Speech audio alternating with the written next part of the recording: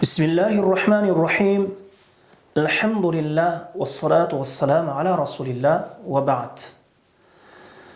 Айларды, күндөрдү бири-биринен фазилеттүү кылып койгон Аллах Таалага чексиз мактоолор болсун. İnsan баласынын акыр акыбети барып бейиш менен бүтөт же тозок менен бүтөт.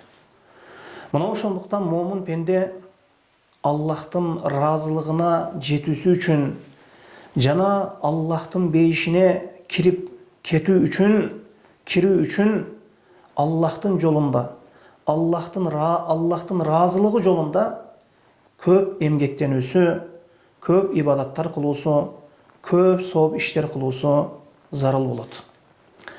Эч качан жана эч нерседе тасуиф, кийингиге калтыруу, эртеңгиге калтыруу сыяктуу нерселерге моюн сунбаңыз.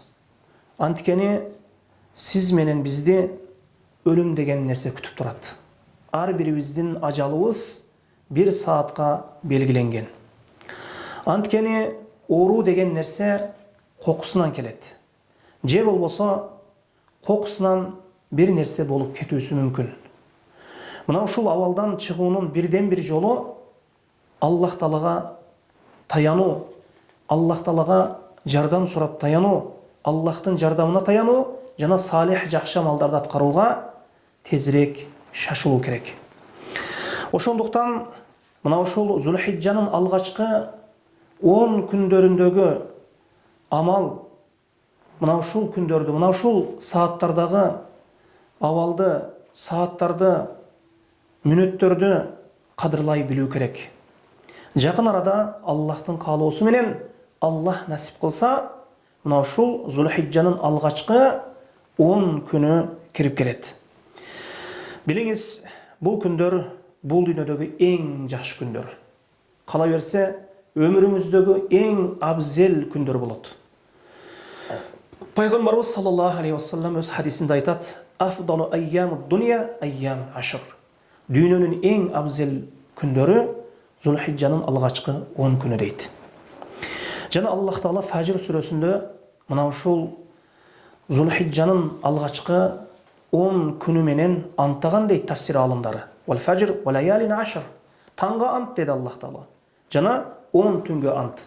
Мына ушул 10 түндү тафсир алымдары Зулхиджанын алгачкы 10 түнү, 10 күнү деп тафсир кылышат.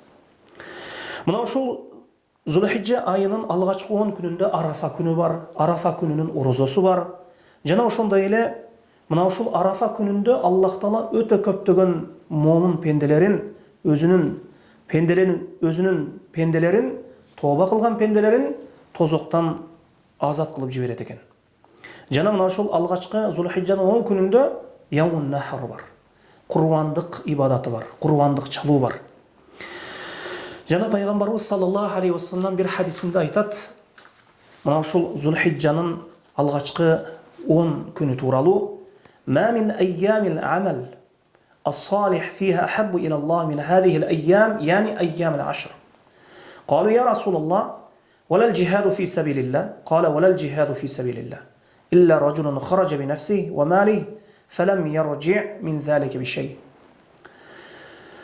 Пайгамбарыбыз саллаллаху алейхи ва саллям бул хадисинде мындай дейт: "Кайсы бир күндө кылынган амал, мына ушул 10 күндө кылынган амалчылык Аллахка сүйүктүү эмес?" Ошондо сахабалар сурашты: "О Аллахтын элчиси, жихадтан да абзелби?" дешти. Мына ушул Зулхиджанын 10 күнүндөгү амал жихадтан да абзелби дешти. Ошондо саллаллаху алейхи ва саллям аларга жооп берип айтты: "Жихадтан да абзел бул күндөгү амалдар" деп айтты. Бир гана жихадка кимдир бирөө мал мүлкү менен чыгып кетип, жаны менен мал мүлкү менен чыгып кетип, жана мал мүлкү менен жаны менен кайтпай ошол жерде шахид болуп кетсе, бул мындан бөлөк деп айтты. Жана башка бир хадисте мына ошол кайсы бир күндө кылынган амал, мына ушул 10 күндө кылынган амалчылык Аллахка сүйүктүү эмес дейилет да, андан кийин мына ушул Зулхиджанын алгачкы 10 күнүндө тасбихти, тахлилди, жана тахмидти, такбирди көбөйткүлө дейт. Азыр бул тууралуу да айтабыз. Демек, алым уламалар Мына ушул Зулхиджанын алгачкы 10 күнүндөгү амалдар дейт. Рамазанын айынын акыркы 10 күнүндө жасалган амалдардан абзелирээк, жакшыраак деп дешкен алымдар бар. Мына ушул 10 күндө жасалган салих амал башка күндөрдөгү салих амалдардан ошол Аллахка сүйүктүү экен. Мына ушул Зулхиджанын алгачкы 10 күнүндө жасалган амал, кылынган амал башка күндөрдөгү салих амалдардан Аллахка сүйүктүү экен. Мына ушул 10 күндө кылынган парз амал ушул башка күндөрдөгү кылынган парз амалдан Аллахка сүйүктүү экен. Бул Зулхиджанын алгачкы 10 күнүндө кылынган нафил ибадаттар башка күндөрдөгү нафил ибадаттардан абзел болуп саналат экен. Бул күндөр өтө тез өтүп кетет. Мына күндөр, сааттар шамал сыяктуу, аккан суу сыяктуу тез өтүп бара жатат. Бул күндөрдөгү намаздын фазилети башка күндөрдөгү намаздын фазилетиндей эмес экен. Бул күндөрдөгү орозо башка бир күндөрдөгү орозо сыяктуу эмес. Мына ушул күндөрдөгү садака башка күндөрдөгү берилген садакадай эмес. Фазилети өтө жогору. Башка күндөрдөгү Аллахты эстөө бул күндөрдөгү Аллахты эстөөдөй эмес. Анткени бул күндөрдө Аллахты эстөө өтө фазилети даражасы өтө жогору. Биринчи, эгер жакшылыкты кааласаң, бул Зулхиджанын 10 күнүн ошол фазилетин билүү керек. Мына ошондой инсанда бир аракет деген нерсе ойгонот. Экинчи, Аллах Тааладан ушул жакшы күндөрдү пайдаланып калуу керек.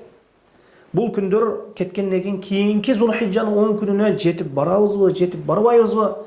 Ал күнүнө Аллах өмүр бербейби? Аллаху алам. Аллах билет аны.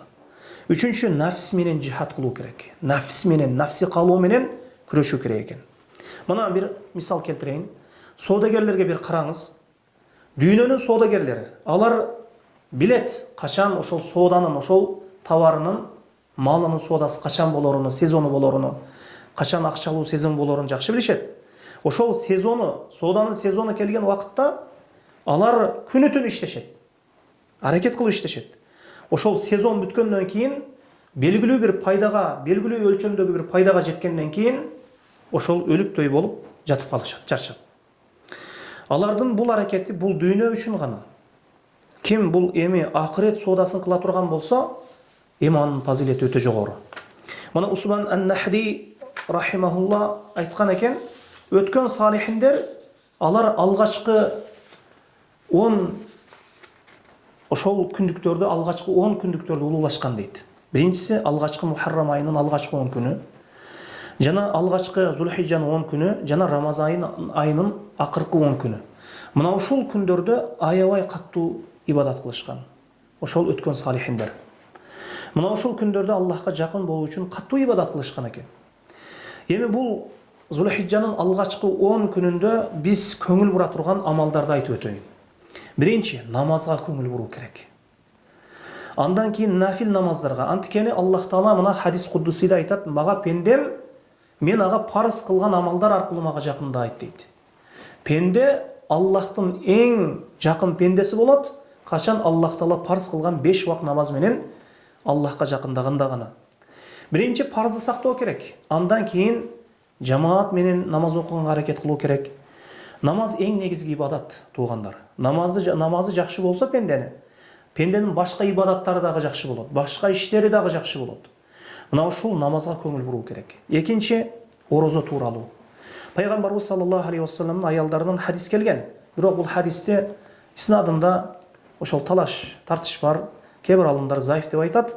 Бирок жалпы далилге көрө, жана жогоруда айтып өткөн Зулхиджанын айында жасалган амалдарга көрө деген хадис, ошол сүйүктүү, ошол Зулхиджанын алгачкы 10 күнүндө жасалган амал эң сүйүктүү башка күндөрдө жасалган амалга караганда деген ошол салих амалдын астына орозо дагы кирип кетет.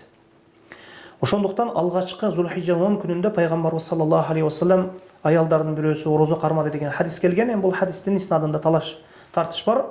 Эми орозо 9 күн болот. Эми ким мүмкүнчүлүгү болбосо, анда Арафа күнүнүн орозосун кармасын. 1 күн. Бул тууралуу келген хадис сахих. Сахих хадис. Эми ал эми 9 күн эле орозо кармалат. Ал эми 9-нчы күн Арафа күнү, бул Арафа күнүнүн орозосу. Ал эми Арафа күндөн кийинки 10-нчы күн бул Курбан байрам, ошо Курбан майрамы күнү. Бул күнү курбандык чалышат, мусулмандар жеп ичишет. Бул күнү орозо кармалбайт. Бул күнү орозо кармоо арам болуп саналат. Эми жалпысынан мына ушул жалпы хадистерге көрө, мына ушул Зулхиджанын алгачкы 10 күнүндөгү фазилеттүү амалдардын бирөөсү орозо тутуу экен. Албетте бул сүннөт экен. Үчүнчү, тахлил көп айтуу керек. Жана такбир жарыя айтуу керек. Мына Аллаху акбар, ла илаха иллаллах, Аллаху акбар, ва лиллахил хамд. Аллаху акбар тахмид, Аллахты улуулайсыз. Ла илаха иллаллах тахлил. Жана ва лиллахил хамд тахмид. Мына ушул нерсени Зулхиджа айынын айы көрүнүсү менен көйтүү керек, жарыя айтуу керек, үндү чыгарып айтуу керек экен.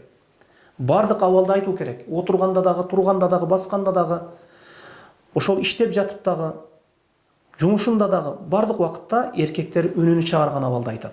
Аялдар өзү уккудай кылып, ошол ичинде айтат, купуя айтат. Эми азыркы кезде бул унутулган сүннөт болуп калды, туугандар. Кээ бир адамдар уялышат. Эми бул эмне? Ажыларга окшошуу үчүн. Мына азыр ар кимдин ажыга барууга мүмкүнчүлүгү жок. Мына азыр пандемия, оору чыгып, коронавирус чыгып, ажылык ибадаты дагы ошол Маккеге баруу үчүн ошол тосулуп турат.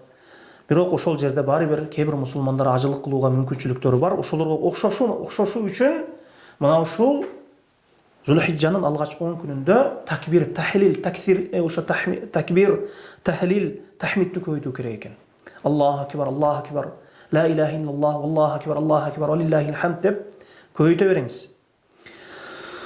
Мына ошондуктан мына ушул сүннөткө көңүл буруубуз керек экен. Эми мына ушул алгачкы 10 күнүндөгү амалдар фазилеттүүбү, сооптору, мына ушул бир нечеси пендеге жазылгандан кийин мына ушул күндөрү күнөө жасоодогу оорураак болуп саналат. Күнөөнүн дагы акыбети жаман мына ушул күндөрү.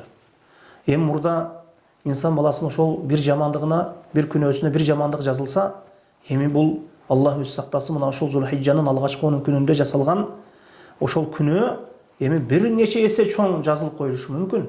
Мындан сактануубуз керек. Жана Арафа күнүнүн орозосу бар. Бир жыл кийин жана бир жыл алдыңкы ошол күнөөлөргө каффарат болот деген пайгамбарыбыз саллаллаху алейхи вассалам. Бир күн орозо. Мына ушул Арафа күнү жана жогоруда айтып өткөнүбүздөй эле Аллах тааланын тозоктон азат кылынган өтө көп пенделери болот экен. Мына ушул шанстан, мына ушул мүмкүнчүлүктөн пайдаланып калуубуз керек, туугандар. Жана курбандык кылуу тууралуу айта турган болсок, эми бир үй бүлө бир кой сойсо болду. Эми бир кой сой албайм. Эми мүмкүнчүлүгү инсан барлар буга аракет кылуубуз керек. Буга кайдыгер караганыбыз болбойт. Мына ушул мүмкүнчүлүгү барлар бир кой союп, ошол мүмкүнчүлүгү жоктор менен мына ушул күнү улашсын, эт улашсын. Бир үй бүлө бир кой союусу жетиштүү. Пайгамбарыбыз саллаллаху алейхи вассалам өз үй бүлөсүнүн атынан бир кой сойгон, жана дагы бир койду өзүнүн үммөтүнүн атынан сойгон экен. 2-3 кой сойсо деле боло берет, мүмкүнчүлүгү барлар. Бирок ошол нерсе Аллах ыраазылыгы үчүн болсун. Эл көрсүн, эл мактасын, кожо уксун деген нерселер үчүн болбосун. Абу Айюб Ансариден келген хадис бар. Муну айтат: биз Пайгамбарыбыз саллаллаху алейхи вассалам заманында бир үй бүлө бир кой соёт элек дейт.